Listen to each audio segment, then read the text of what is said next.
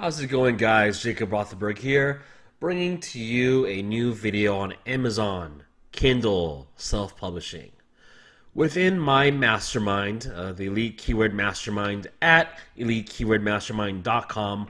Link is below. Sign up. Get the best keywords every month from me. Learn how to also research keywords in minutes, if not sometimes seconds.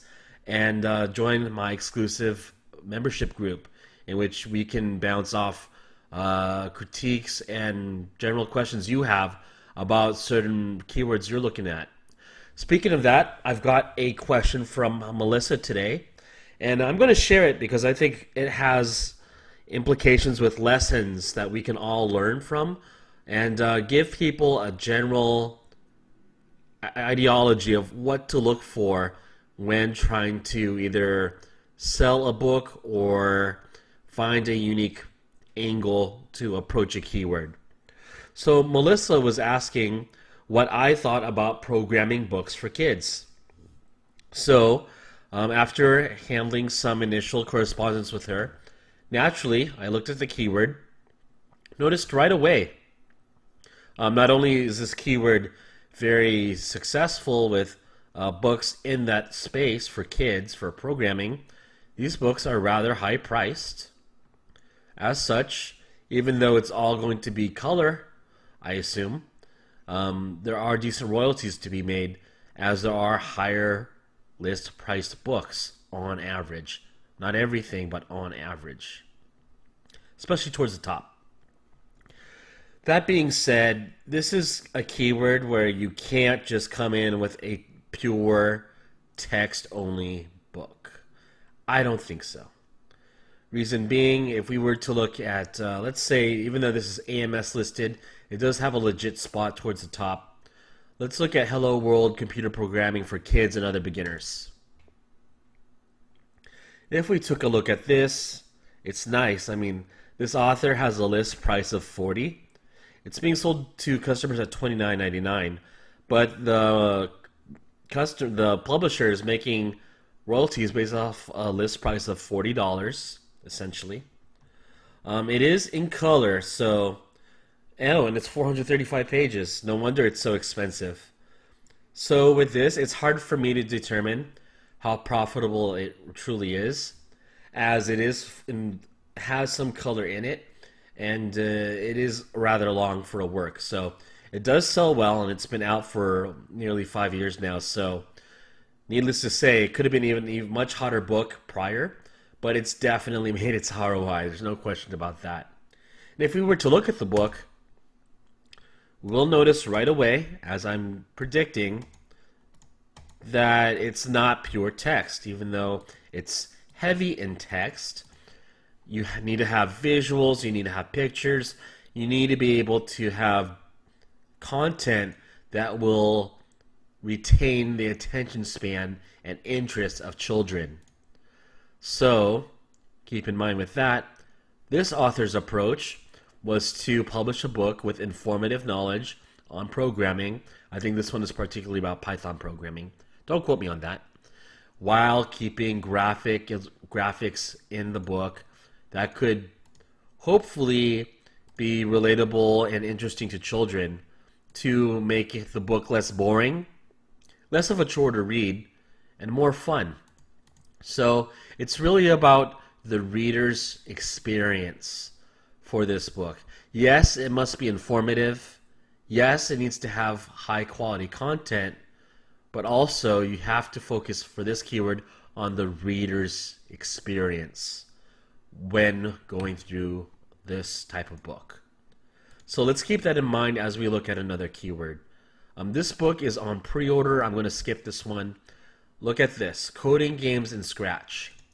So right away, we can deduce from the title that this is not a typical book where you're going to be reading text and text on how to program.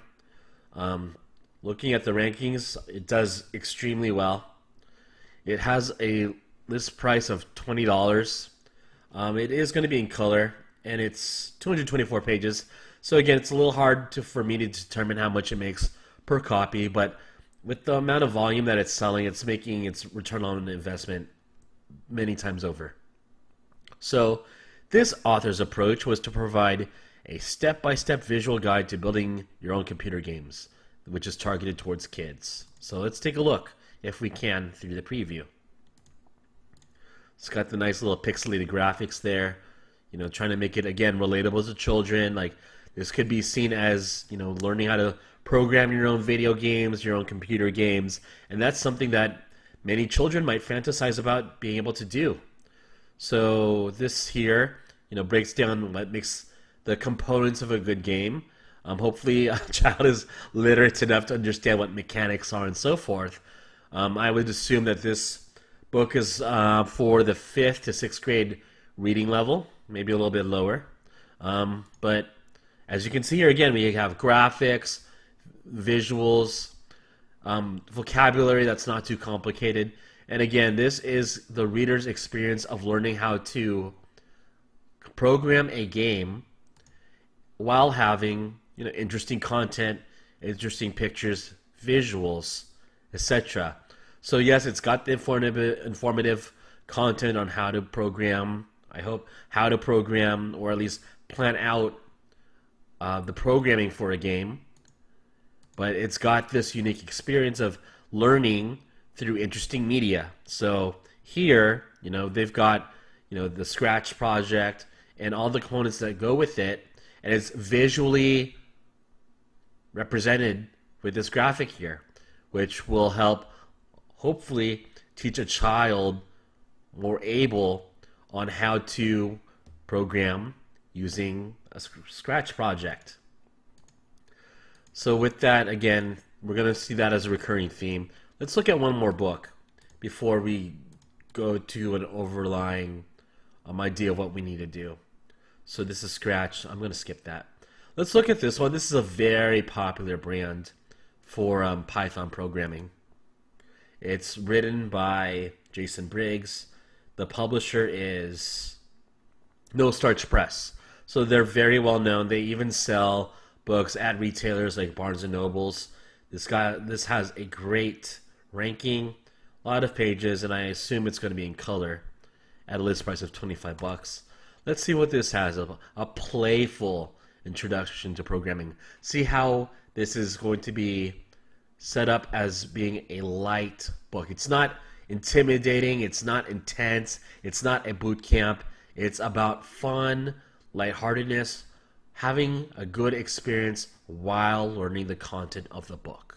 That's what this is about. So, yes, it looks like it's very in-depth with things to learn, just by judging the table of contents. And this is more of a, well, let me make sure. So it's got the graphics too. It's much more text heavy than what we've seen prior. But again, you've got to have visuals and you have to be able to keep the interest of children, because not having pictures in a technical book like this is a recipe for disaster. So yeah, that's what you really need to do. Now, Melissa, to answer your question, is this profitable? Yes.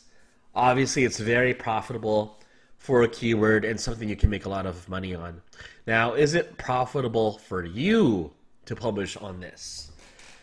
That depends on excuse me, your resourcefulness, your creativity, and your overall approach on how you would publish for this kind of keyword.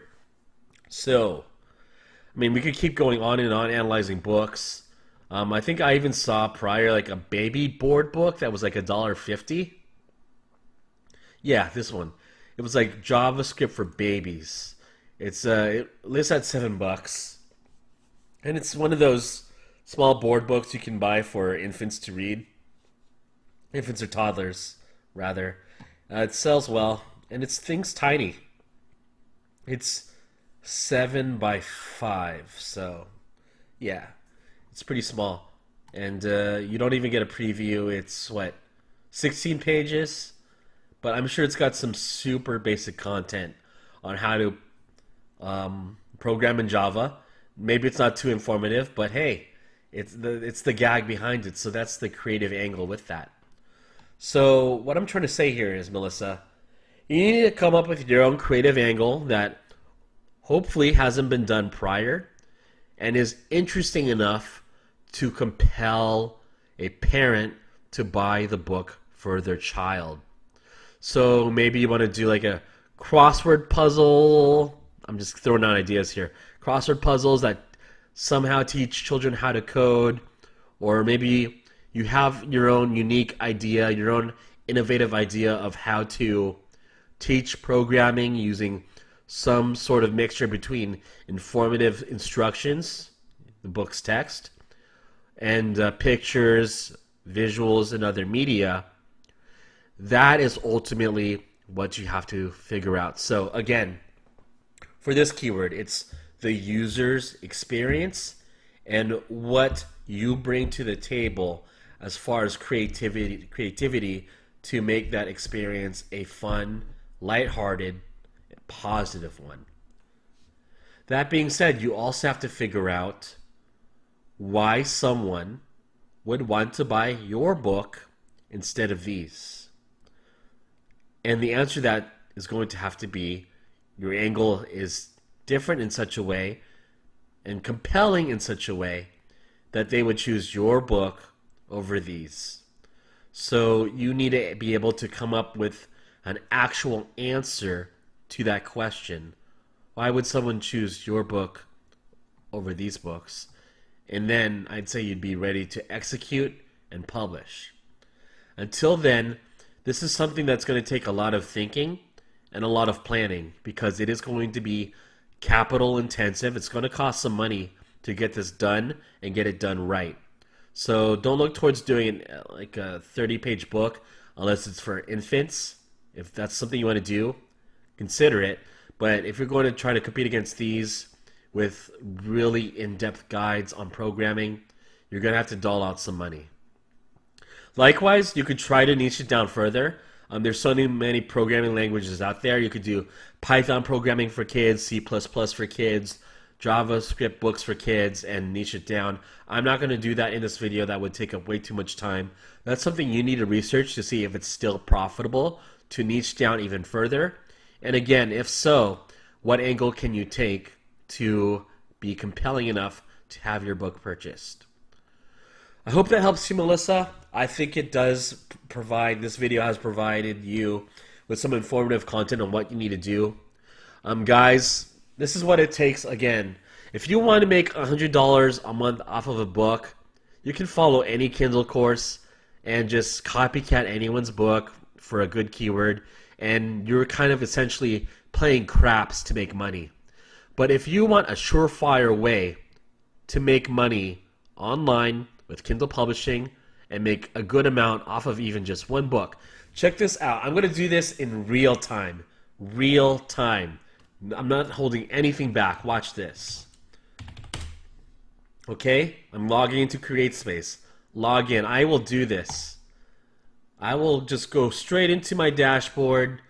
You can replay this video. I do not care. Check this out. Today.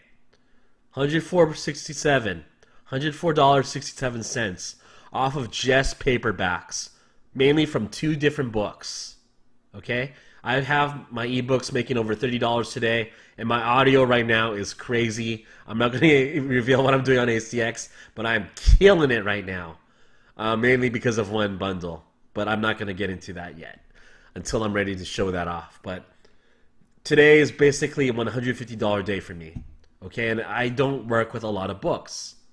So if you want to be able to do something like this where you're making close to $100 or more from just one book daily, consistently, this is the kind of planning and preparation that needs to go in setting up your book before you publish it. So again, you have to be logical about your approach to this, and you need to have a method to your madness. Otherwise, you're going to have a below mediocre book at best that will struggle to sell. Okay, I'm starting to ramble here, so I'm going to cut it off. Like and subscribe. I know this content is good shit, and I just need to know what you guys think. Let me know if this video helps you, or if not, what you need to further clarify what I'm trying to convey here. I've got some more things coming. As always, later on I will show what I have with ACX It's a little bit crazy where I have a book that is 10 hours long, doling me out some good cash. So I will be showing that later. But for now, I shall continue publishing. See ya.